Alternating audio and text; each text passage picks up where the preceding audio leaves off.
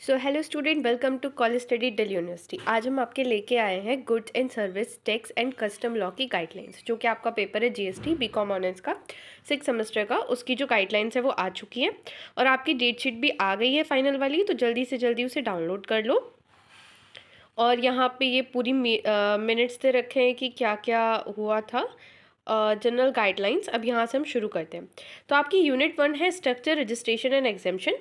अब इसमें क्या क्या है, आपका कॉन्स्टिट्यूशनल फ्रेमवर्क क्या है इनडायरेक्ट टैक्सेस का जीएसटी से पहले, रेशनल क्या है जीएसटी का, मतलब क्यों जीएसटी आया था, जीएसटी का structure and GST council, GST network, state compensation mechanism, registration, exemption.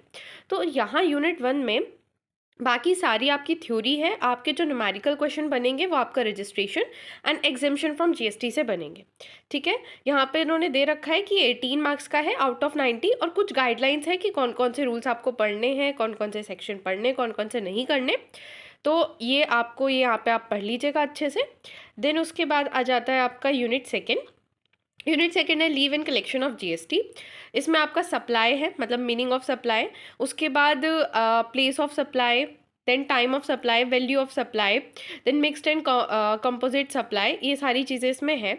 ठीक है, और ये यूनिट आपकी सबसे ज़्यादा मार्क्स की है, 27 मार्क्स आउट ऑफ 90 सबसे ज़्यादा मार्क्स की है। और इस यूनिट में से आपके प्रैक्टिकल क्वेश्चन सबसे ज़्यादा बनेंगे।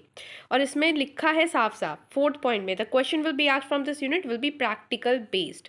थ्योरी नहीं लिखी, आप देख लो पहली वाली यूनिट में आपको डायरेक्ट लिखा है both theory and practical based, बस यहाँ पे लिखा है डायरेक्ट प्रैक्टिकल बेस्ड। तो आपको इतना थ्योरी बेस पे ध्यान देना ही नहीं है, आपको बस इसका प्रैक्टिकल अच्छे से करके जाना है। इसमें कई सारे चैप्टर्स हैं और बहुत इंपॉर्टेंट ये यूनिट है, आप अच्छे से पढ़िएगा। इसमें कुछ और गाइडलाइंस भी दे रखी हैं कि कौन कौन सी प्रोविजन पढ़नी है, कौन सी नहीं पढ़नी है। देन उसके बाद आ जाता है unit 3, input tax credit and reverse charge mechanism. So यहाँ पे है eligible ineligible input tax credit के लिए, फिर क्रेडिट और ब्लॉक्ड क्रेडिट का अपॉर्चमेंट कैसे होगा, टैक्स क्रेडिट कैपिटल गुड्स के रिस्पेक्ट में क्या है, रिवर्स चार्ज मैकेनिज्म क्या है, इसकी गाइडलाइंस भी आपको दे रखी है। अब इसमें से डायरेक्ट लिखा है कि थ्योरी प्रैक्टिकल क्वेश्चन दोनों आएंगे, और इसमें 18 नंबर का ये यूनिट आने वाला है, मतलब डायरेक्टली एक क्वेश्चन आ जाएगा 18 नंबर का। बाकी सारी चीज़ें आप इसमें पढ़ लीजिएगा, सब कुछ लिखा हुआ है, बस ध्यान से पढ़ के कीजिएगा और गाइडलाइन के अकॉर्डिंग ही तैयारी कीजिएगा, क्योंकि कोई फ़ायदा नहीं है आप इतना फालतू में पढ़ के जाएं। जीएसटी और खुद में इतना बड़ा सब्जेक्ट है कि आपको बहुत ज़्यादा इसमें पढ़ना पड़ेगा, मेहनत बहुत लगनी है। देन आ जाता है 4th unit, tax invoice, return and payment taxes. इसमें से 15 नंबर का आने वाला है, and good news is that कि इसमें से एक भी प्रैक्टिकल नहीं आना, ये पूरी यूनिट थ्योरी के। तो अब आप देख रहे हो कि अगर आप थ्योरी भी पढ़ के जाते हो ना, काफ़ी कुछ स्कोर करोगे। 4th यूनिट पूरी 15 नंबर की थ्योरी होगी, 1st यूनिट उसमें आधी थ्योरी है ही, ठीक है, 3rd यूनिट में भी थ्योरी है।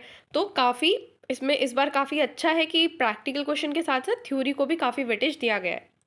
देन आ जाता है 5th यूनिट। 5th यूनिट है कस्टम लॉ।